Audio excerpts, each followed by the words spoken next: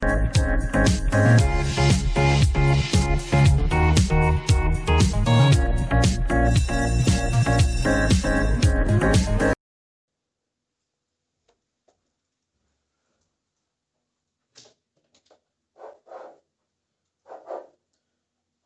વિદ્યાર્થી મિત્રો, good morning all of you. કેમ છો બધા? ફાઇન. અરે વાહ. હવે આપણે ધોરણ 11 ની અંદર ચેપ્ટર નંબર 6 માં છેલ્લે આઈ થિંક ગતિ ઊર્જાની વિભાવનાનો અભ્યાસ કરી ચૂક્યા હતા અને કાર્ય ઊર્જા પ્રમેય પણ જોઈ ગયા હતા. હા કે ના? તો હવે નેક્સ્ટ કન્સેપ્ટ આવે છે સ્થિતિ ઊર્જા. શું આવે છે?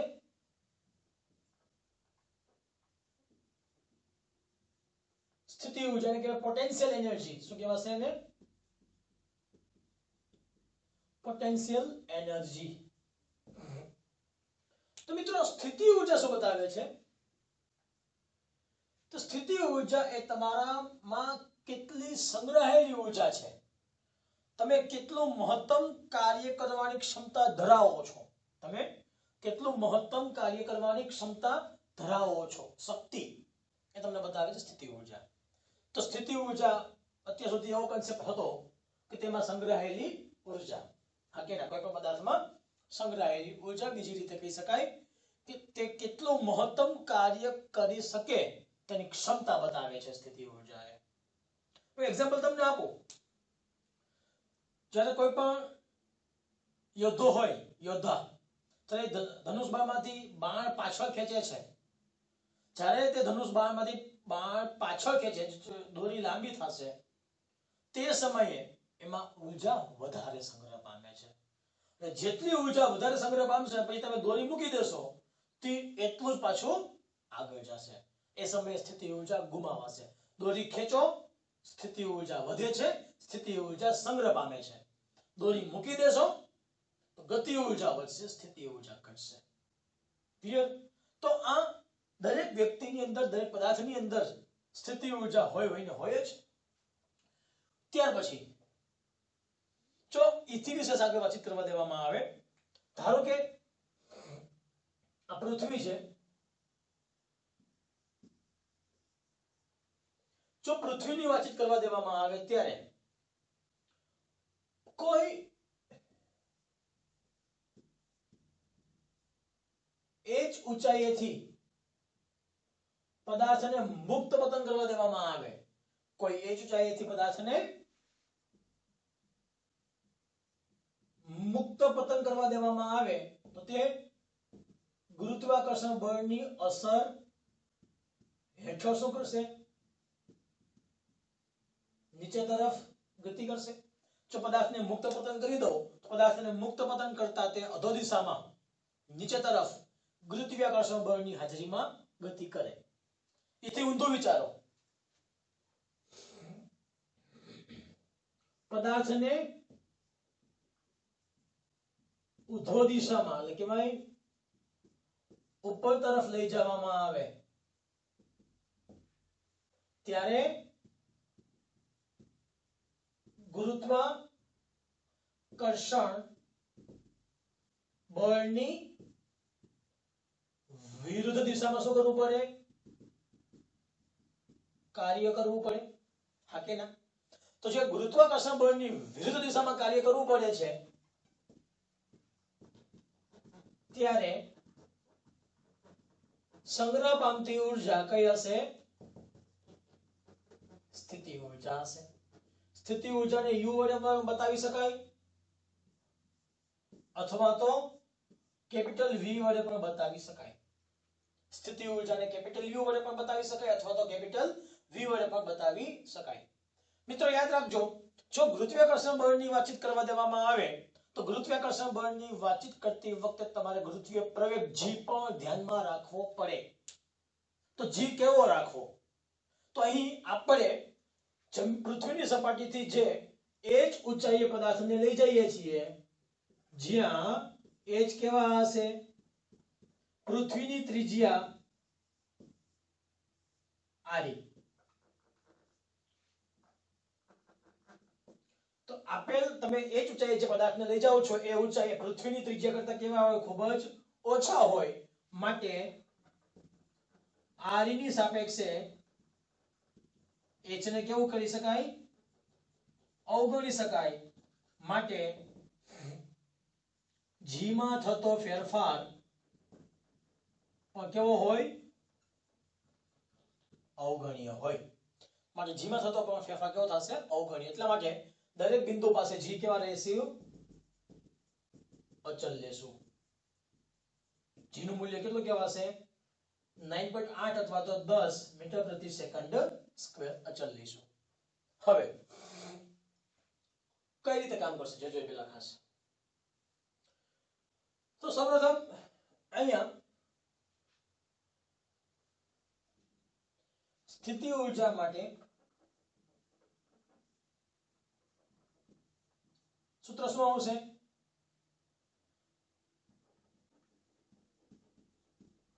કરવું પડતું કાર્ય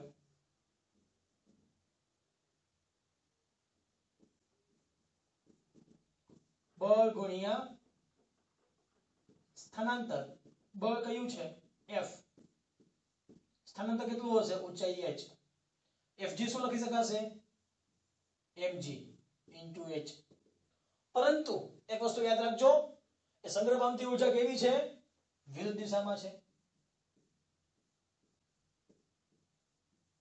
અમુક સમય આપણે એને માઈનસ તરીકે પણ લેશું અમુક સમય શું લેશું આપણે એને માઈનસ તરીકે પણ લેશું શું કામ માઈનસ શું બતાવે છે ગુરુત્વાકર્ષણ બળની વિરુદ્ધ દિશામાં થતું કાર્ય હવે એમાં ને એમાં u of h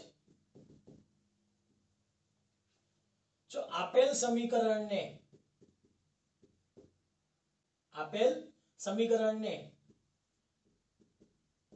h ની સાપેક્ષે શું લેવામાં આવે વિકલન લેતા જો h ની સાપેક્ષે વિકલન લેવામાં આવે તો લખી શકાય u નું વિકલન h કોનું કરું છું u નું કરું છું કોની સાપેક્ષે h ની સાપેક્ષે h નું વિકલન 1 તો લખી શકાય du by dh બરાબર minus mg du by dh બરાબર માઈનસ mg જે mg ને શું લખી શકાય છે આપણે બળ f લખી શકાય f into h ક્લિયર તો આ વાતચીત થઈ ગઈ તમારા સ્થિતિ ઊર્જાનો કન્સેપ્ટ હવે તમારે કાર્યની વાતચીત કરવી હોય તો લખી શકાશે કાર્ય માટે પણ h પણ લખી શકાય અને x પણ લખી શકાય ચલો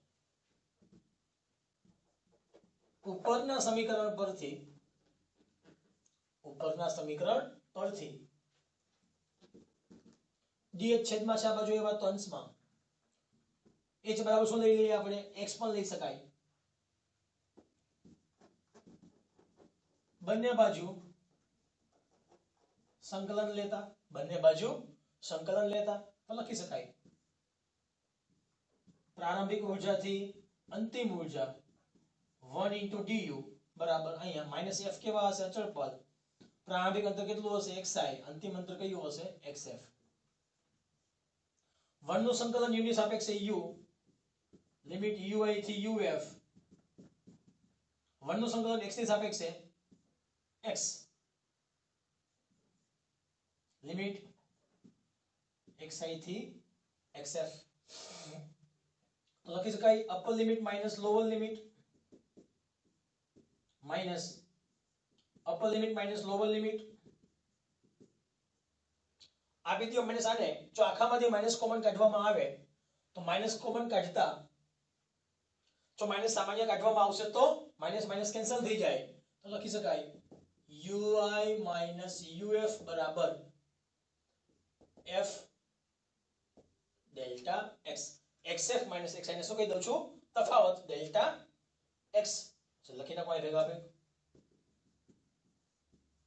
ક્લિયર હવે આને લખી શકાય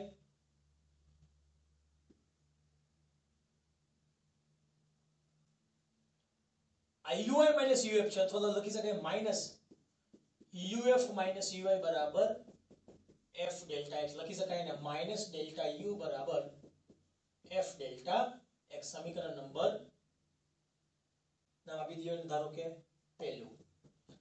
તો આપણને આની પહેલા એક સૂત્ર મળ્યું હતું ગતિ ઊર્જાના ફેરફારને કારણે થતું કાર્ય ડેલ્ટા કે બરાબર એફ ડેલ્ટા એક્સ અને સ્થિતિ ઊર્જાને લીધે મળતું કાર્ય લખવા પડે માઇનસ ડેલ્ટા યુ બરાબર એફ ડેલ્ટા એક્સ. ક્લિયર? હવે એથી વિશે આગળ વાતચીત કરીએ. આમાં જો તમે ગતિ ઊર્જાની વાતચીત કરતા હોય તો અતિ ઊંચાઈ પરથી જો પદાર્થને મુક્ત પતન કરવા દેવામાં આવે, પદાર્થ મુક્ત પતન પામી ક્યાં આવશે? જમીન ઉપર આવશે. ઉપરથી નીચે આવશે તો ઉપરથી પદાર્થ નીચે આવે ધીમે ધીમે ગતિ વધે, જ્યારે સપાટી ઉપર પહોંચશે ત્યારે ગતિ ઊર્જા મહત્તમ થઈ જાય. ક્લિયર? જોવો છે ભેગા ભેગ એમાં લખું છું.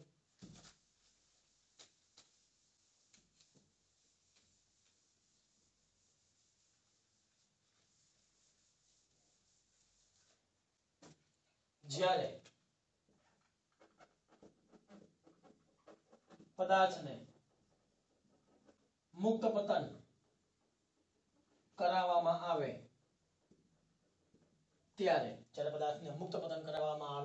ત્યારે પ્રારંભિક વેગ કેટલો હોય? vi. અંતિમ વેગ 0, સોરી પ્રારંભિક વેગ 0 હોય, અંતિમ વેગ v થઈ જાય. પછી પ્રારંભિક ગતિ ઊર્જા કેટલી હશે? 0 હોય. અંતિમ ગતિ ઊર્જા કેટલી થશે? 1/2 mv² થશે. એ સમયે પ્રારંભિક સ્થિતિ ઊર્જા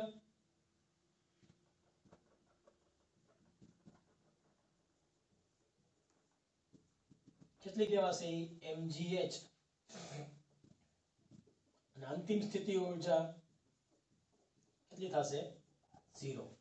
જ્યારે પદાર્થ સપાટી ઉપરથી નીચે આવી, પદાર્થ સપાટી ક્યાંથી આવે? ઉપરથી નીચે આવશે ત્યારે સપાટી ઉપર સ્થિતિ ઊર્જા 0 થઈ જાય, ગતિ ઊર્જા મહત્તમ થઈ જશે. તે સમયે ઊર્જામાં થતો ફેરફાર ડેલ્ટા કે બરાબર ડેલ્ટા યુ લખી શકાય 1/2 mv² બરાબર mgh. g કેન્સલ તો v² બરાબર 2mh, sorry 2gh. mm cancel થઈ ગયા હતા ને, તો v કેટલા મળશે? √2gh. તો અહીં જો જે ફેરફાર કેટલો થઈ ગયો? બેનો ફેરફાર અંતિમ માઈનસ પ્રારંભિક બેની બાદબાકી કરી નાખો તો 1/2 mv². સ્થિતિ ઊર્જાનો ફેરફાર બેની બાદબાકી કરી નાખો તો mgh - 0 એટલે mgh. તો અહીં mm કેન્સલ થશે, બાકી બે v² બરાબર 2gh, v બરાબર √2gh. અંતિમ વેગ એ કોઈ માત્ર ને માત્ર ઊંચાઈ પર આધાર રાખે છે, તે કોઈ બળ પર આધાર રાખતું નથી, અથવા તો તે પ્રવેગ પર આધાર રાખતો, તે સ્થાનાંતર પર આધાર રાખતું નથી, માત્ર ને માત્ર તેની ઊંચાઈ પર આધાર રાખે છે. એનો મતલબ કહેવાશે સ્થિતિ ઊર્જા દ્વારા થતું કાર્ય માત્ર ને માત્ર પ્રારંભિક અને અંતિમ સ્થિતિ ઉપર જ આધાર રાખે છે, વચ્ચેની સ્થિતિ પર આધાર રાખતું નથી.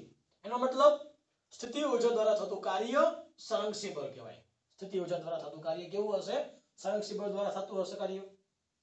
સેમ ગતિ ઊર્જા દ્વારા થતું કાર્ય પણ કેવું હતું? સંરક્ષી હતું. તો ગતિ ઊર્જા અને સ્થિતિ ઊર્જા દ્વારા થતા કાર્ય માત્ર ને માત્ર પ્રારંભિક અને અંતિમ સ્થિતિ ઉપર જ આધાર રાખે છે, માટે તે કેવા છે? બધા સંરક્ષી બળ કહી શકાય. ક્લિયર? તો નાનો એવો ક્વેશ્ચન હતો. હવે એમાં આગળ વધીએ. આપણે સૂત્ર સાબિત કરી નાખ્યું તો f બરાબર -du/dx છે ને. હવે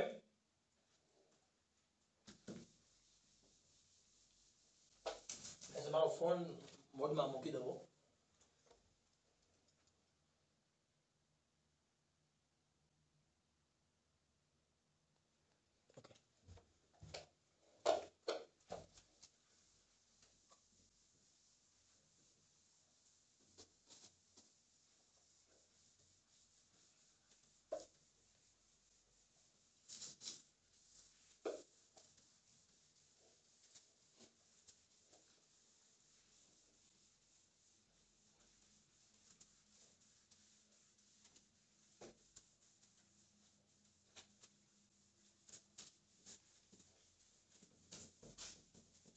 હવે આવે છે નેક્સ્ટ થિયરી,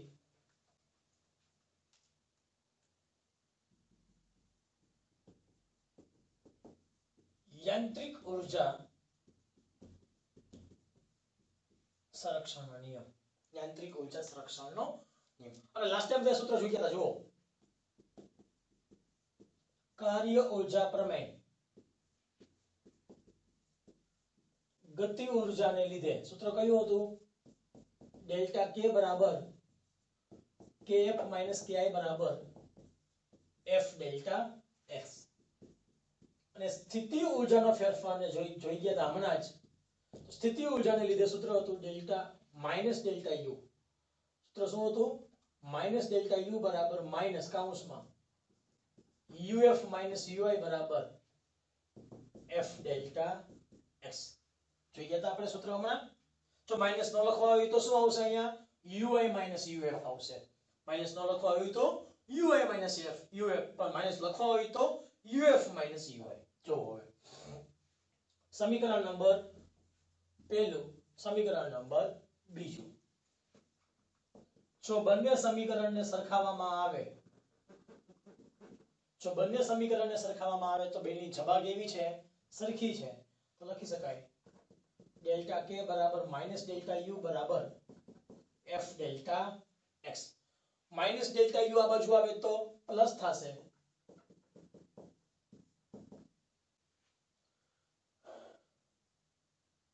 અને લખી શકાય ડેલ્ટા k બરાબર minus delta u. Minus delta u આ બાજુ આવ્યા તો પ્લસ ડેલ્ટા u બરાબર 0. આખામાંથી અચળ શું નીકળશે? ડેલ્ટા. બાકી બચ્યા k પ્લસ u બરાબર 0. એનો મતલબ કેવાશે કુલ ઉર્જા, એટલે શું કહેવાય? ગતિ ઉર્જા અને સ્થિતિ ઉર્જાનો સરવાળો હંમેશા કેવી હોય? અચળ હોય. કુલ ઉર્જા કદી બદલાય નહીં. એટલે કે ગતિ ઉર્જા અને સ્થિતિ ઉર્જાનો સરવાળો કેવો હોય છે? અચળ. હા, જે તે બિંદુ પાસે, જુદા જુદા બિંદુ પાસે ગતિ ઉર્જા અને સ્થિતિ ઉર્જા બદલાઈ શકે. એટલે કે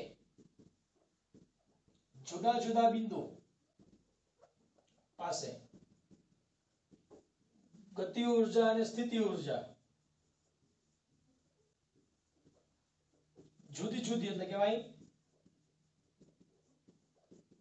બદલાઈ શકે, તો કહેવાય જુદી જુદી હોઈ શકે. પરંતુ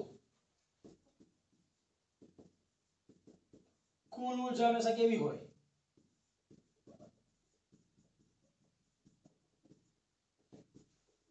અચળ હોય. કુલ ઉર્જા કદી બદલાતી નથી.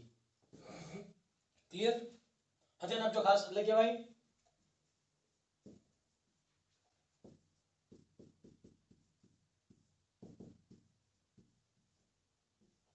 કુલ પ્રારંભિક ઉર્જા બરાબર શું કહેવાશે? કુલ અંતિમ ઉર્જા. કુલ પ્રારંભિક કઈ કહેવાશે?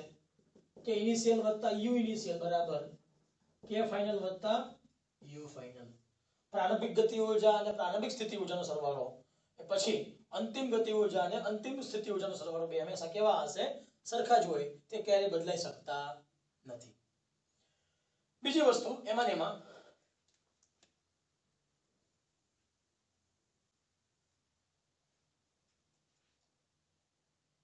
હમણાં તમે સૂત્ર જોઈ ગયા હતા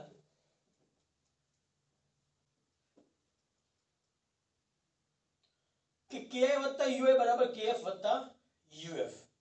હા કે ના? આમાં જો ચક્રીય પ્રક્રિયા કરવા દેવામાં આવે, શું પ્રક્રિયા કરવા દેવામાં આવે? પ્રક્રિયા ચક્રીય કરાવતા.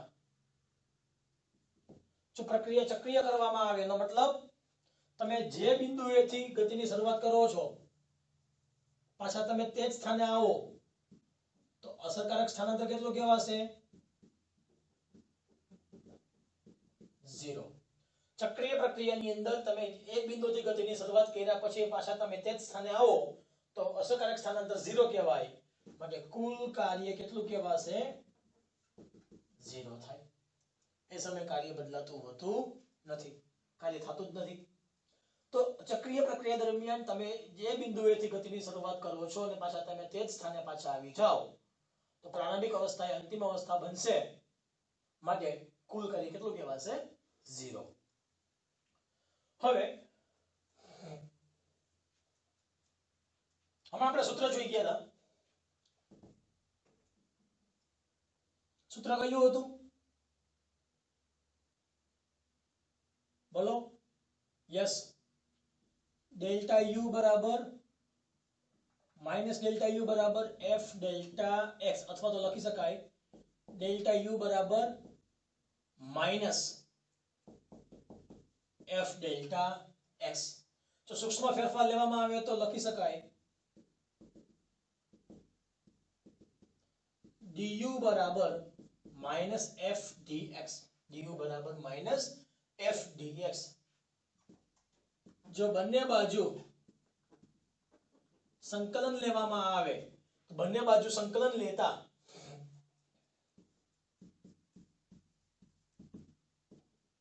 f કેવા હશે? અચળ પદ હશે. તો માઇનસ એફ ઇન્ટુ ડીએક્સ. હવે અહીં પ્રારંભિક લિમિટ u હોય, અંતિમ limit uf, initial limit xi, અંતિમ લિમિટ xf. ધ્યાન આપજો ખાસ. 1 નું સંકલન u ની સાપેક્ષે u, લિમિટ ui થી uf. આગળ કઈ હોય કેટલા હશે? 1 નું સંકલન x ની સાપેક્ષે x, લિમિટ xi થી xf. Upper limit minus lower limit,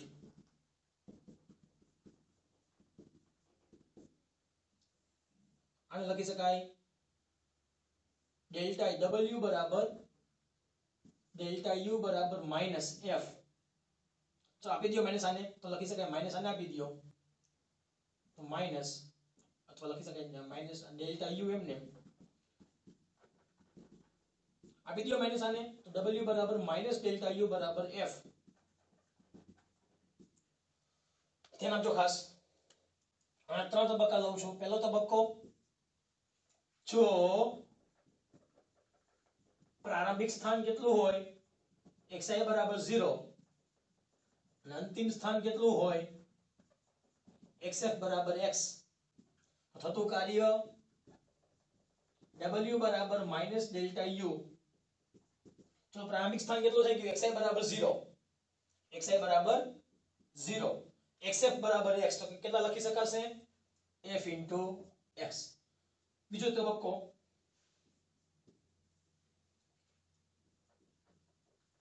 પ્રારંભિક અને અંતિમ સ્થાન કેટલું કહેવાશે?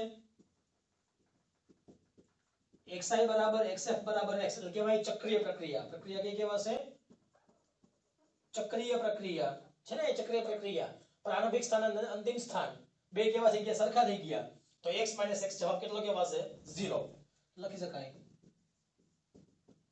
x - x જવાબ કેટલો થશે? 0. મેં વાત કરી હતી કે જો અસરકારક સ્થાનાંતર 0 હોય એનો મતલબ પ્રક્રિયા ચક્રીય હોય. ચક્રીય પ્રક્રિયા દરમિયાન પ્રારંભિક સ્થાને અંતિમ સ્થાન બનશે, તે સમયે થતું કાર્ય કેટલું હોય? 0. થઈ ગયું કાર્ય 0. થઈ ગઈ તમારી સાબિતી. બીજી વસ્તુ, અહીંયા ગતિ ઊર્જા પ્રમેય અને સ્થિતિ ઊર્જા પ્રમેય માત્ર ને માત્ર સરંગસી બળ માટે જ લાગુ પાડી શકાય.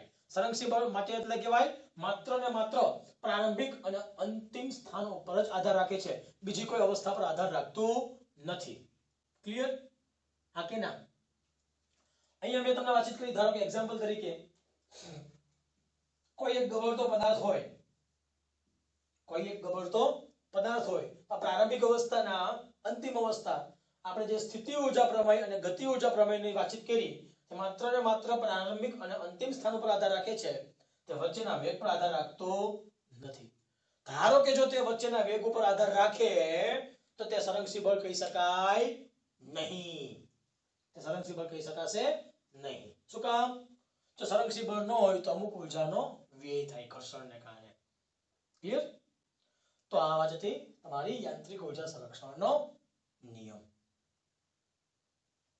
હવે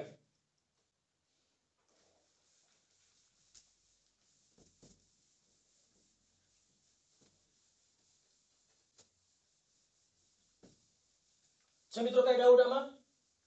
નથી ને? ઓકે,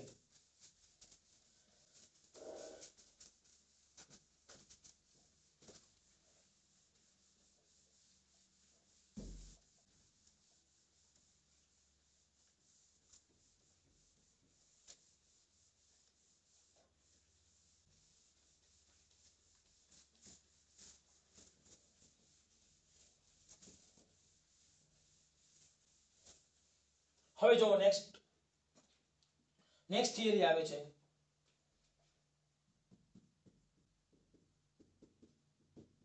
સ્પ્રિંગમાં સંગ્રહ પામતી સ્થિતિ ઊર્જા. સ્પ્રિંગમાં સંગ્રહ પામતી સ્થિતિ ઊર્જા. હવે સૌપ્રથમ હમણાં તમે એક સૂત્ર જોઈ ગયા હતા,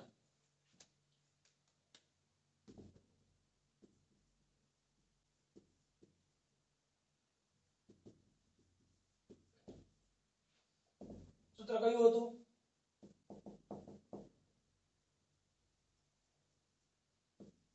W બરાબર માઇનસ ડેલ્ટા U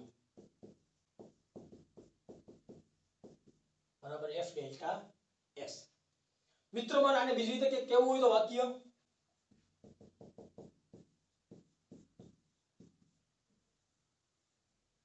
તો એ સમયે વાક્ય આવું બને છે, સ્થિતિ ઊર્જાનો સ્થાનાંતરની સાપેક્ષે ફેરફારના ઋણ મૂલ્યને બળ કહેવામાં આવે છે.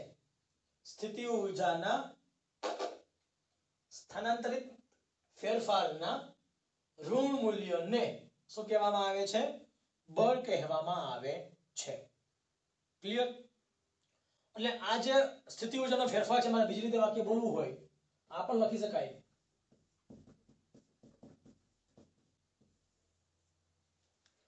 ગુરુત્વાકર્ષણ બળની હાજરીમાં ગુરુત્વાકર્ષણ બળની વિરુદ્ધ દિશામાં કરવા પડતા કાર્યને સ્થિતિ ઊર્જા કહેવામાં આવે છે. ગુરુત્વાકર્ષણ બળની વિરુદ્ધ દિશામાં કરવા પડતા કાર્યને શું કહેવામાં આવે છે? સ્થિતિ ઊર્જા ફેરફાર કહેવામાં આવે છે. તો આ બે વાક્યો શરૂઆતમાં વાક્યમાં આવી ગયા હતા, તે સમયે તમને વાક્ય કહેતા ભૂલી ગયો તો. હવે અથવા બીજી રીતે કેવું હોય તો સ્થિતિ ઊર્જાના વિકલિતના, બીજી રીતે કેવું હોય તો F બરાબર માઇનસ du બાય dx. તો સ્થિતિ ઊર્જાના વિકલિતના ઋણ મૂલ્યને ગુરુત્વાકર્ષણ બળ કહેવામાં આવે છે.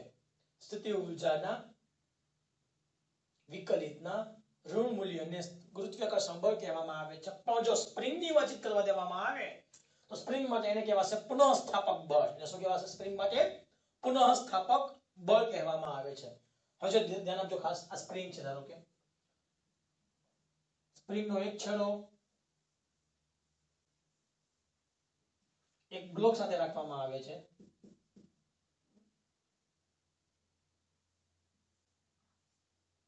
અને બીજો છેડો એક દ્રઢ આધાર સાથે જડિત કરવામાં આવે છે. બ્લોકનો એક છેડો સ્પ્રિંગનો એક છેડો બ્લોક સાથે બાંધવામાં આવે છે અને બીજો છેડો દ્રઢ આધાર સાથે બાંધવામાં આવે છે. હવે આ એની નોર્મલ અવસ્થા છે. કઈ છે?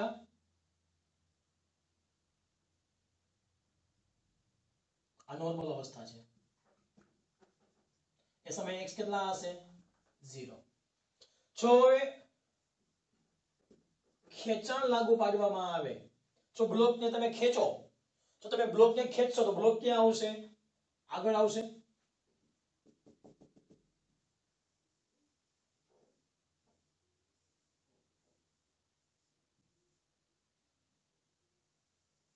બ્લોક ક્યાં આવશે? આગળ આવશે. જો બ્લોક આગળ આવી ગયો તો અસરકારક સ્થાનાંતર કેટલું થઈ ગયું? સ્થાનાંતર x થઈ ગયું. તો અસરકારક સ્થાનાંતર x થશે.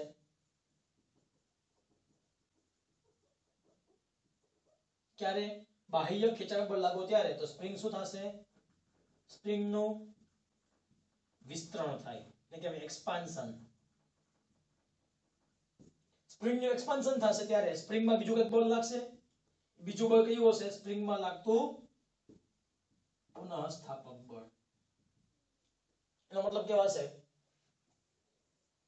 પુનઃસ્થાપક બળ એ સ્થાનાંતરના ઋણ મૂલ્યના પુનઃસ્થાપક બળ એ સ્થાનાંતરના ઋણ મૂલ્યના સમપ્રમાણમાં હોય. જેટલું સ્થાનાંતર વધારે કરશો એટલું પુનઃસ્થાપક બળ વધારે લાગશે. તમે સ્પ્રિંગને વધારે દબાવશો તમને વધારે ઉપર તરફ બળ લાગશે. હા કે ના? તમે સાહેબ પ્રયોગ કરજો, આંગળીમાં સ્પ્રિંગ દબાવજો, આંગળીમાં સ્પ્રિંગ દબાવજો, તમે દબાવો છો આ બાજુ, તમને બળનો અહેસાસ થશે ઉપર તરફ. હા કે ના? લાસ્ટિક ખેંચો, લાસ્ટિક તમે જ્યારે ખેંચો છો તો તમે ખેંચો છો બહાર તરફ, તો તમને બળનો અનુભવ ક્યાં થશે? અંદર તરફ. તો સેમ વસ્તુ તમે અહીંયા સ્પ્રિંગને બહાર તરફ બ્લોકને ખેંચો છો, તમે બ્લોકને બહાર તરફ ખેંચશો તો પુનઃસ્થાપક બળ વિરુદ્ધ દિશામાં લાગશે. એનો મતલબ પુનઃસ્થાપક બળ એ સ્થાનાંતરના ઋણ મૂલ્યના સમપ્રમાણમાં હોય. તો ચલન કાઢવામાં આવે તો અચળાંક આવશે કે કહેવાશે પુનઃસ્થાપક અથવા તો સ્થિતિસ્થાપક અચળાંક. હવે ઋણ મૂલ્ય શું બતાવે?